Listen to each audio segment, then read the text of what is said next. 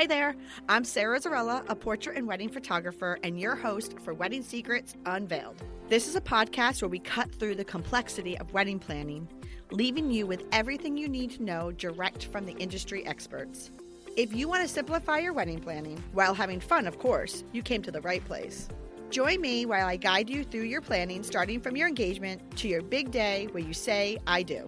After photographing for the past 18 years, I am sharing with you tips and tricks to cut through the excess noise because I believe from the moment you said yes, your planning experience should be a magical time in your life.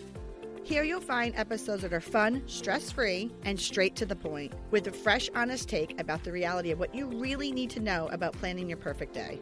Let's dive in. Welcome back to Wedding Secrets Unveiled podcast, friends. I am your host, Sara Zarrella, and I'm here with Daniel Phillips.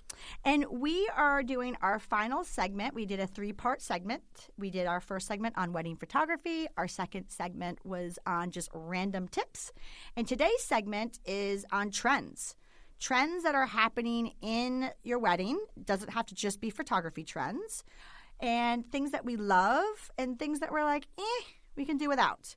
So if you just want to kind of be in the know of the trends that are happening right now in wedding photography and just also at weddings in general, and also too, we talk about trends that we should bring back.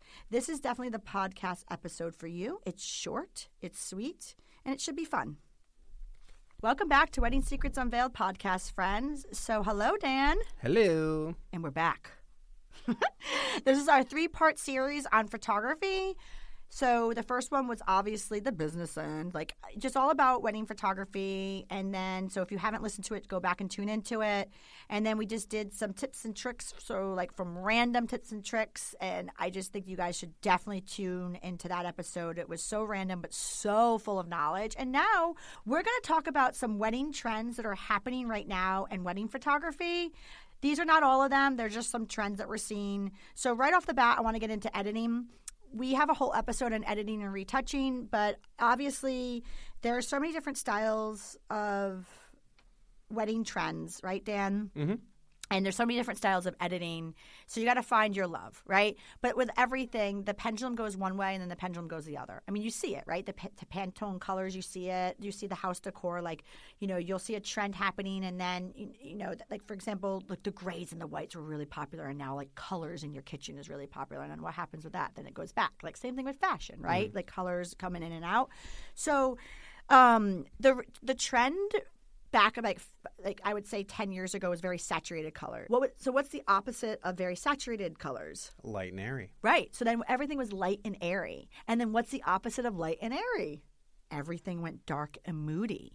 So that's the trend that we're seeing right now, but we're coming out of that and we're going back into more realistic color palette is what I'm seeing right now as far as editing goes.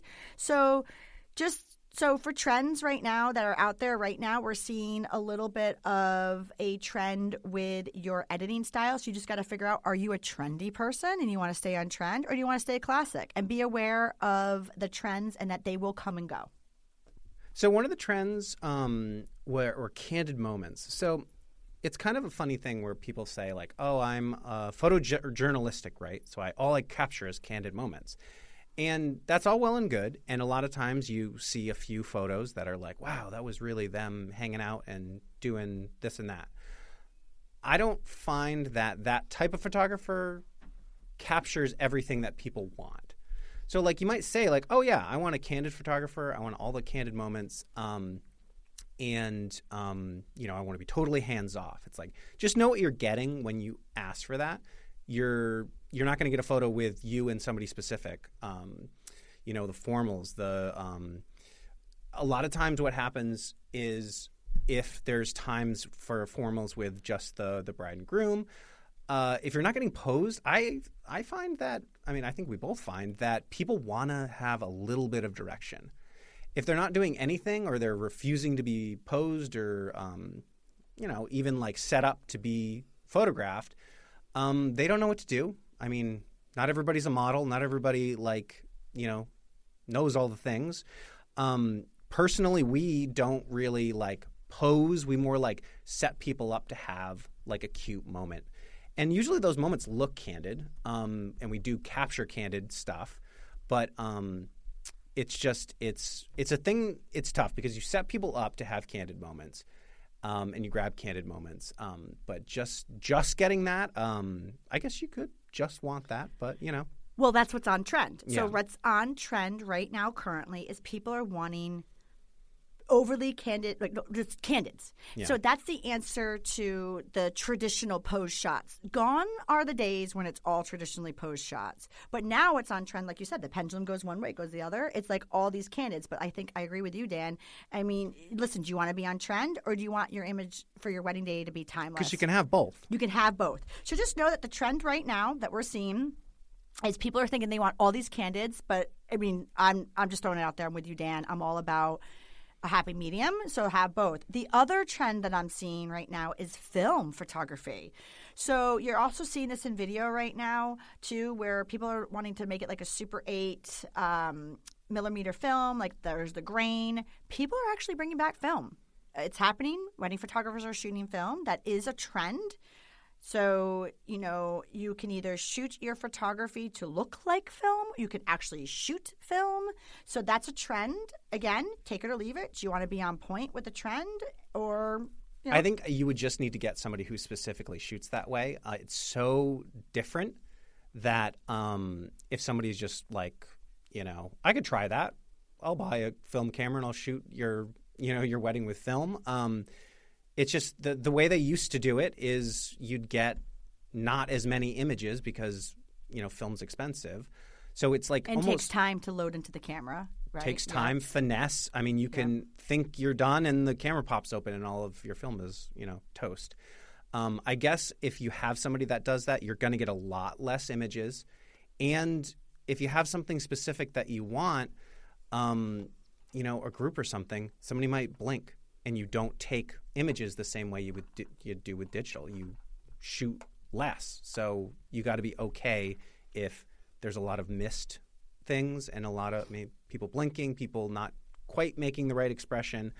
And I feel that if you want that look, you can get it digitally. Like you can, it's not a thing. It's a trend. So if you want that look, again, not every photographer does that. We know how to do it. We don't do it, us personally, but there's photographers out there. So, and we have friends that shoot both digital and film.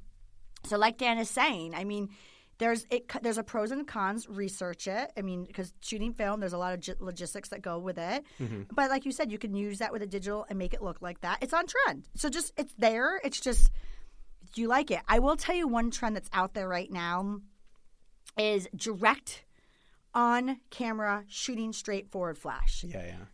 I personally don't understand the trend. It's like I don't want to insult anybody who's It's like an American Apparel. It's more of a fashion kind of thing. But I just feel like when it comes to your wedding day, I feel like understanding the trends that are out there are awesome.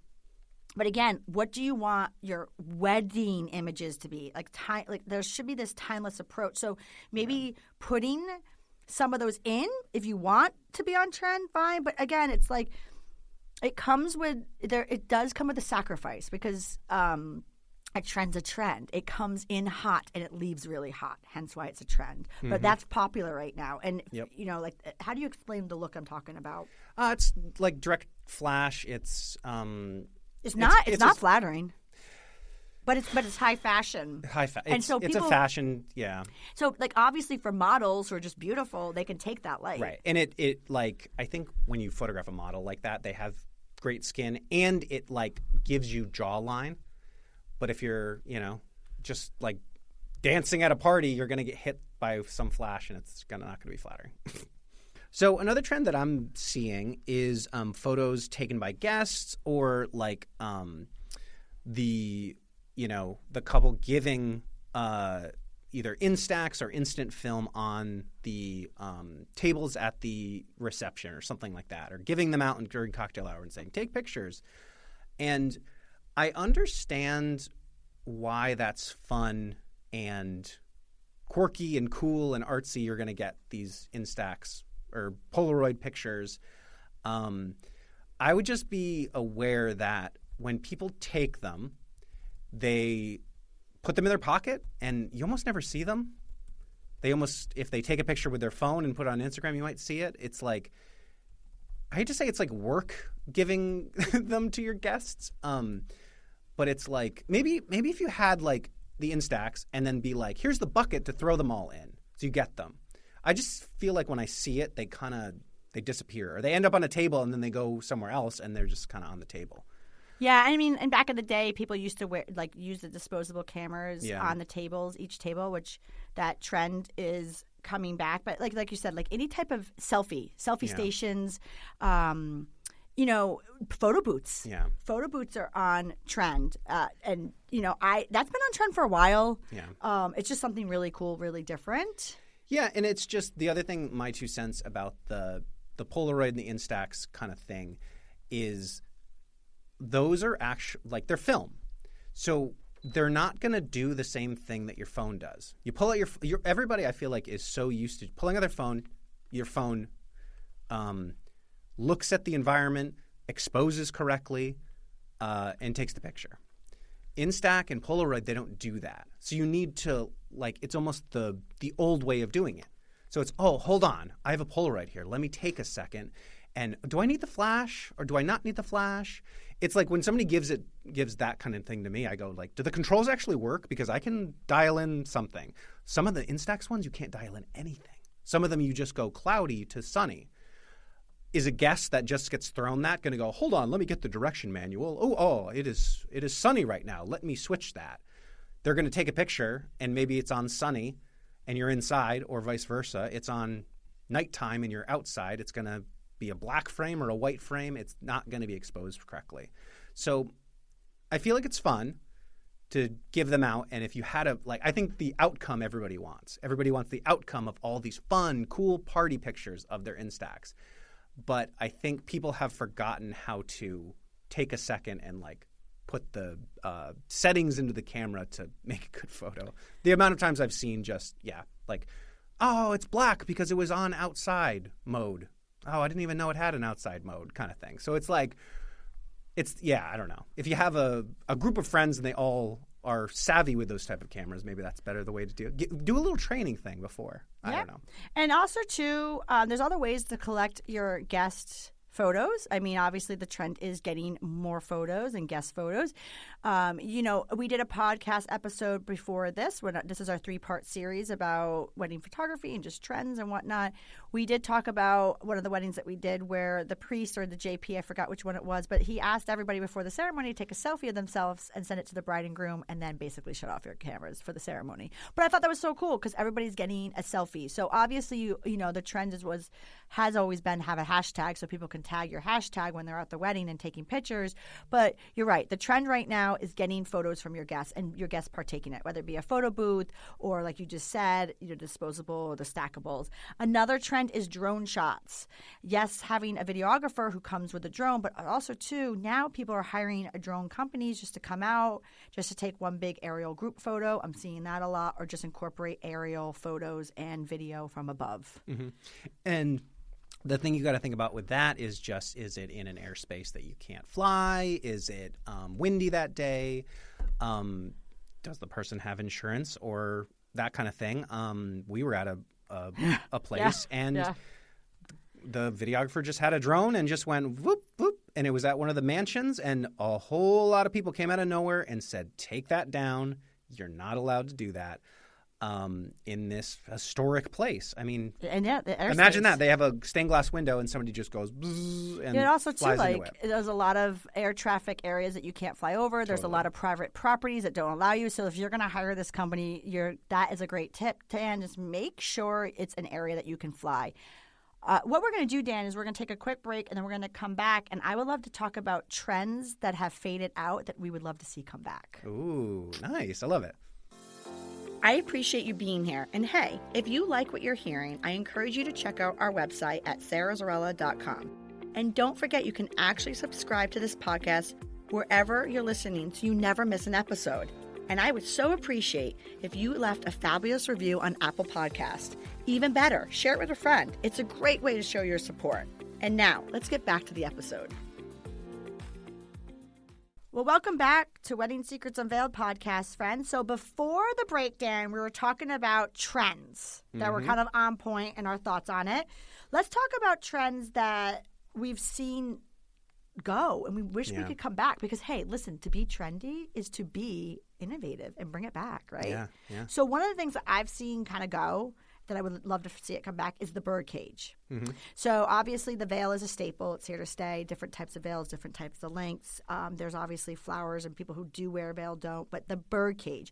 The bird cage was really popular like 7 to 10 years ago.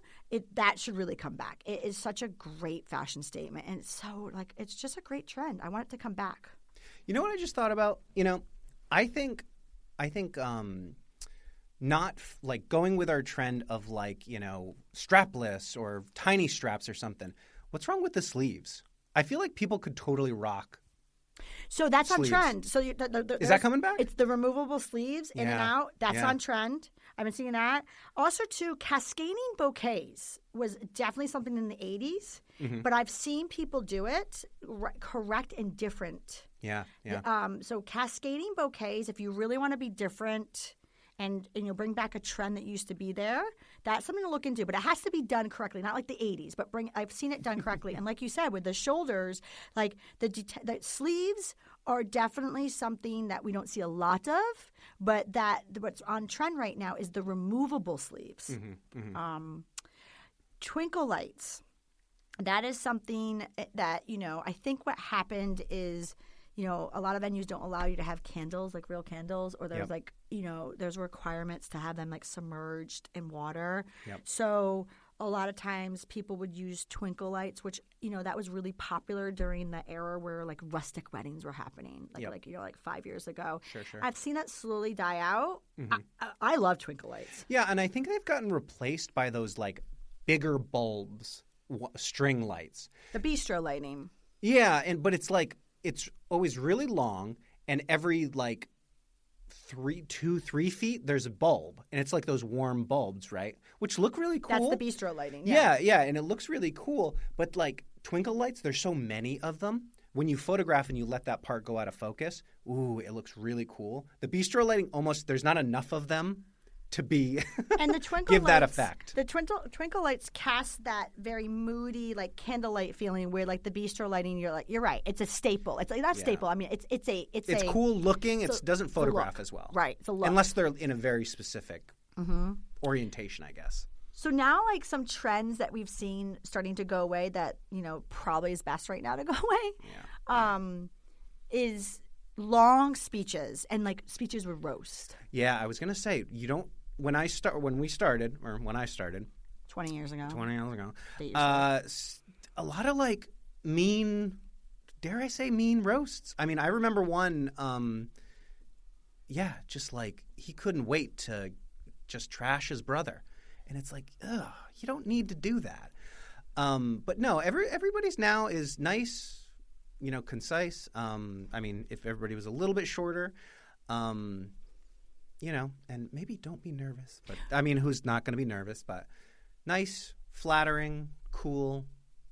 Yeah, and we had a whole episode about speech writing. So that's something that you know what it is. The key of the game is everybody wants to one up each other. So everybody's going to Google and like Googling things. Like, if you're Googling something, I'm telling you right now, it's been done. Right? Yeah. It's just been done. Like, how many times have you heard the same thing over and over and over again? They got it off Google. So the name of the game is just really like quality over quantity.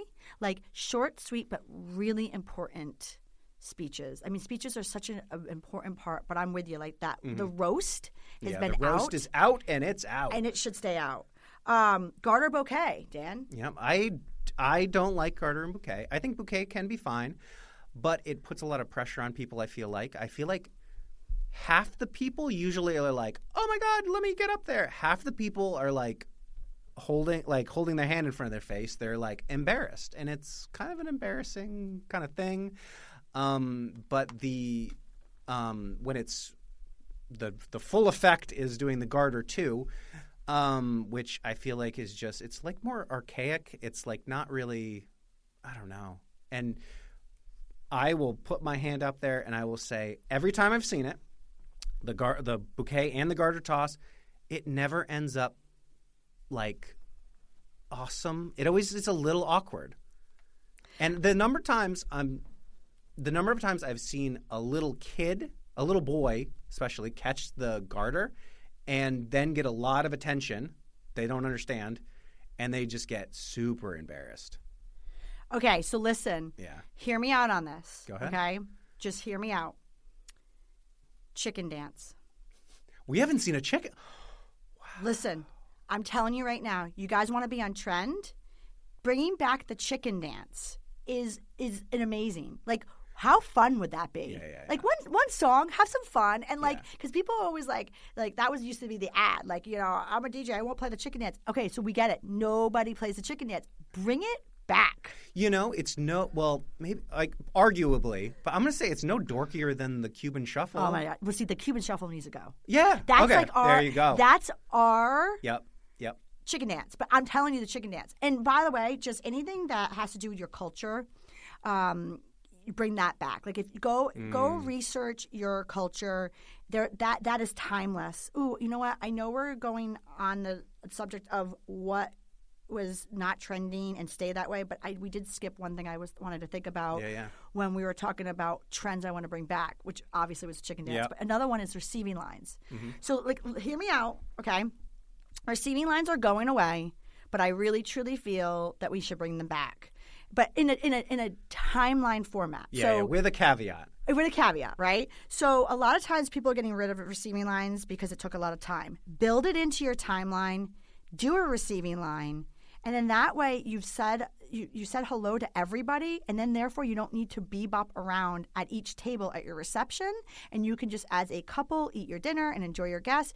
You also, if you end up doing a first look and you want to go to your cocktail hour, you don't have to go and see everybody. You've done it. Yep. You've done it. Yep. Which, by the way, first looks are a super trend. They're here to stay. Mm-hmm.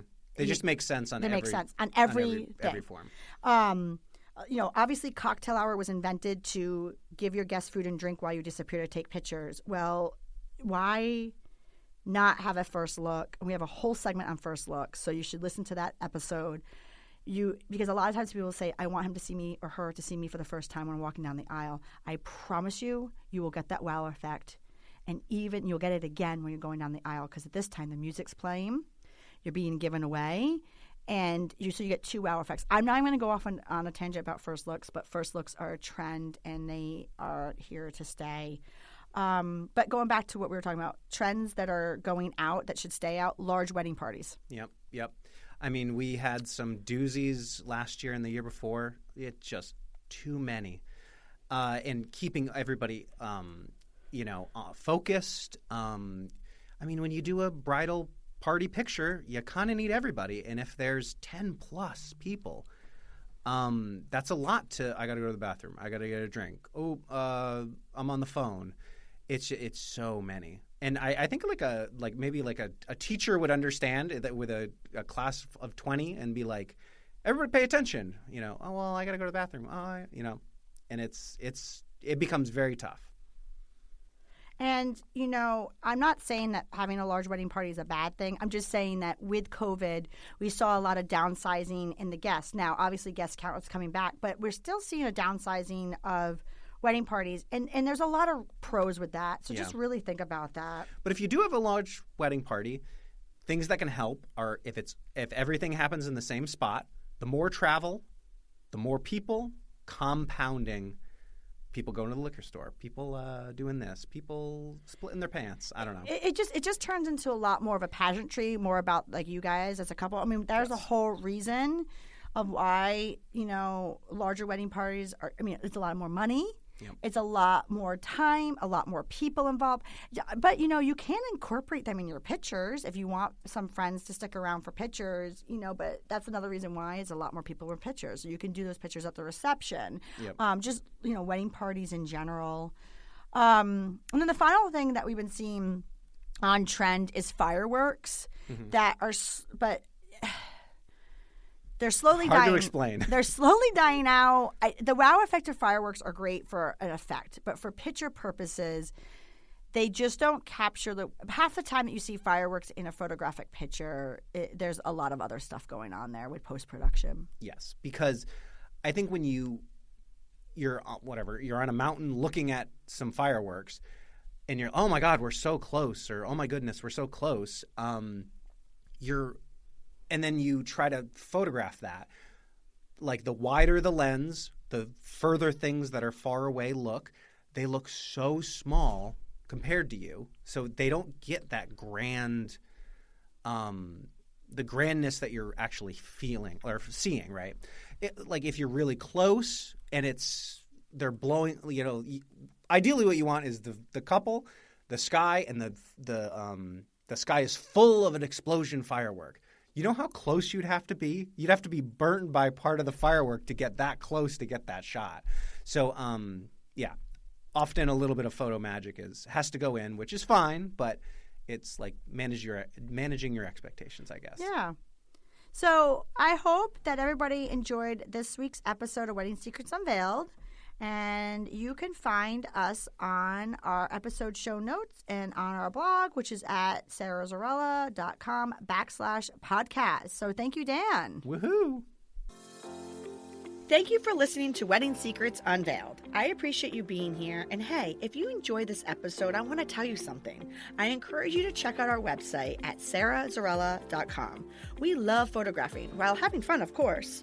Check out our podcast page on our website for our show notes along with upcoming episodes with your local wedding experts. Listen in as we help you plan your epic event.